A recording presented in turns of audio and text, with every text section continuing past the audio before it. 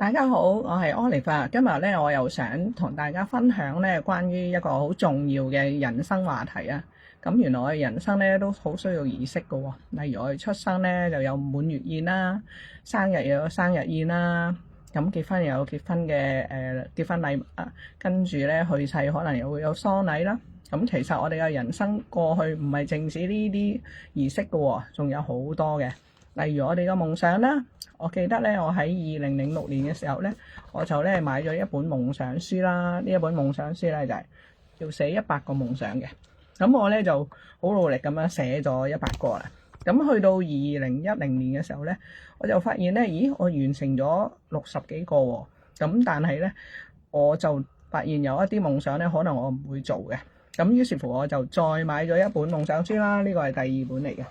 第二本咧我就再列咗。咁去到今年嘅啱啱今日咧，我就列到188個啦。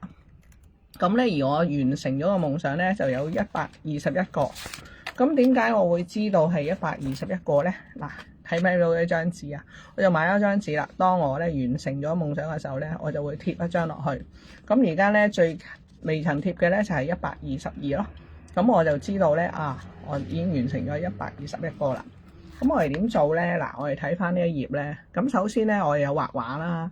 咁我咧就話啦，我有畫畫，希望我畫咧可以咧展出3次嘅。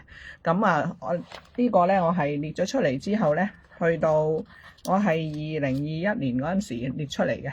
咁跟住咧，去到24年嘅時候咧，咁真係展出咗3次啦。咁我就 mark 低啦。咁呢個咧就係我第104個夢想啊。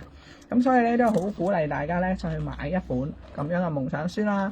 咁首先咧，未完成之前咧，我哋就會寫一啲加張圖片，等我哋記得同呢個相關。咁然之後咧，做翻個計劃，大概幾時完成嘅。咁當然啦，有陣時我哋想幾時完成咧，就未必係一定嘅。咁但係都係有一個計劃嘅。咁呢一個係非常咁好嘅。咁如果你話我都真係好難去做呢樣嘢喎。咁其實咧，坊間咧亦都有好多課程咧，係幫我哋做呢一啲咁樣嘅夢想書嘅喎。咁例如呢個課程咧，4月咧就會開班㗎啦。咁大家咧都可以考慮下參加嘅。咁我今日咧分享去到呢度，咁祝大家咧夢想成真啦，人生咧充滿儀式感。拜拜。